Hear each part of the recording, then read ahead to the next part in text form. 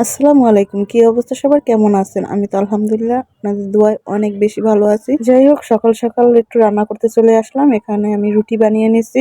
যেহেতু আমার রুটিটা গোল হয় না এর জন্য আজকে আবার নতুন একটা পদ্ধতিতে রুটি বানানো ট্রাই করতেছি। তো প্লেটটা ভুট করে তো এখানে আমি রুটিটা বানিয়ে নিচ্ছিলাম।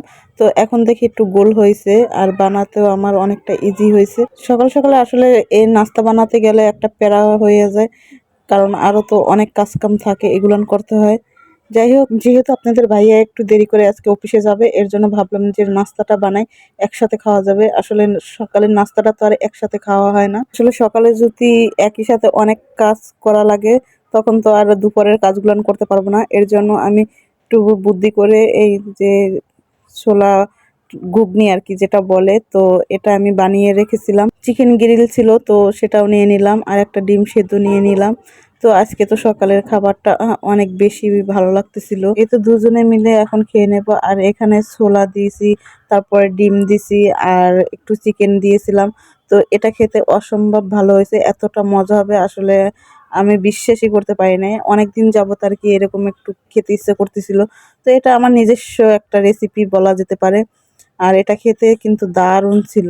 তো একটু ঝোল, ঝোল রাখতে চাইছিলাম কিন্তু ঝোল, ঝোল হয় নাই। সকালে গরম করার পরে আরকি ঝোলটা অনেকটা আরকি টেনে গেছে।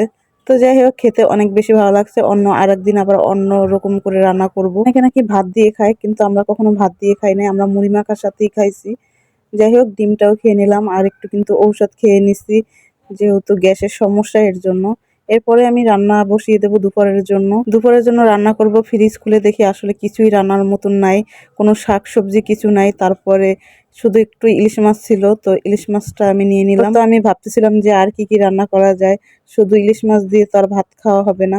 এর জন্য আমার কাছে কিছু আমি কোনো ছিলকা ফেলি না। সব ছিলকাগুলান আমি সেদ্ধ করে রেখে দিই। এই যেমন লাউ, ঝিঙে, ধুন্দুল, জালি কুমড়া এগুলানের আরকি ছিলকাগুলান আমি ফেলাই না। এগুলান দিয়ে যে এত মজার একটা রেসিপি বানান যায় আসলে না খেলে বোঝাই যাবে না। যাই হোক ওইগুলান তো আমি অন্য একদিন সেদ্ধ করে আমি ব্লেন্ডার করে ফ্রিজে রেখে দিয়েছিলাম। তো এখানে আমি কিছু শুকনো মরিচ আর কিছু পেঁয়াজ দিয়ে দিলাম আর ওই ব্লেন্ডার করা এই ঝিঙে, তারপরে এখানে আছে লাউর শুকলা, এই ২ টা দিয়ে আমি ব্লেন্ডার করে রেখেছিলাম তো এটা দিয়ে দিলাম। এটা খেতে যে এত মজা লাগে কি আর বলবো আপনাদের, আপনারা এরকম বানিয়ে খেয়ে দেখবেন। আসলেই কিন্তু অসম্ভব মজা লাগে। এখানে আমার রসুন দিতে মনে ছিল না। পরে তো আমার রসুনের কথা মনে পড়তেছিল। তারপরে আমি এটা বসিয়ে দিয়ে একটু লবণ দিয়ে দিছি। এখানে হলুদ দেওয়া যায় কিন্তু আমি হলুদ দিই নাই। আমি এখানে একটু সবুজ, সবুজ রাখবো খাওয়ার সময় যাতে ভাতগুলো একটু সবুজ, সবুজ হয়। তো এখানে আরেকটু তেল দিয়ে আমি এখানে রসুনের কথা মনে পড়াতে আমি এখানে রসুন কুচি দিয়ে দিলাম। এই রসুন কুচি না দিলে বেশি একটা ভালো লাগবে না। তাই আমার কাছে মনে হলো যে রসুনটা যখন চাবানের ভিতর পড়বে আসলে খেতে অনেক বেশি ভালো লাগবে। এটা একটু লাল, লাল করে আমি ভেজে নেব।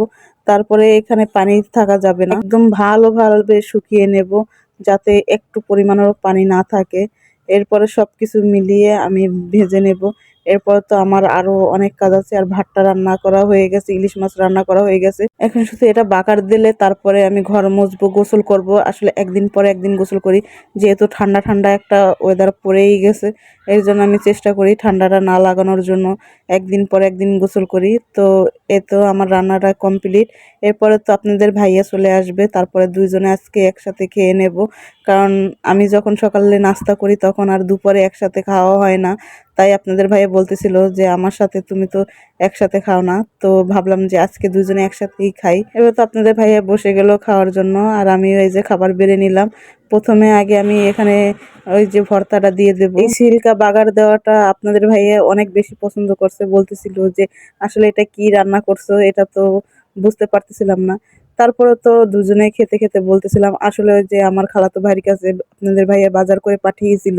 সকালে খেতে, খেতে বলতেছিলাম যে বাজার তো কিছু নাই তো কি রান্না করব?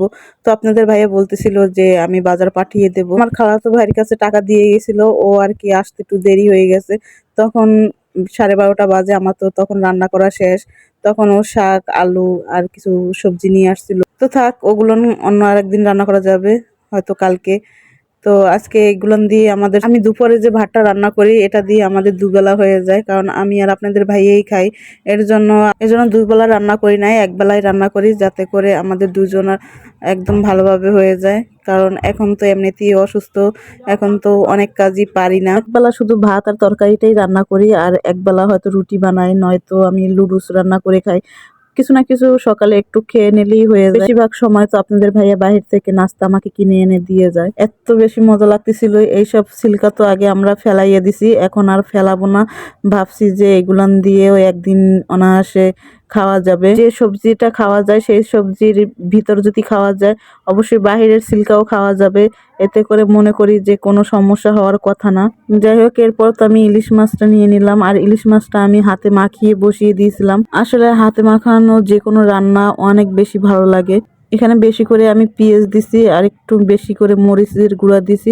এখানে আমি বেশি কোনো মশলা দিই নাই। ইলিশ মাছটা আমি একটু সাধারণভাবেই রান্না করি, এটা খেতে অনেক বেশি ভালো লাগে। ঘেরান স্বাদ দুইটাই অটুল থাকে। যাই হোক, আমার কিন্তু এই একটা মাছে তো হবে না, আমি এরপরে আবার লেসও নিয়ে নেব।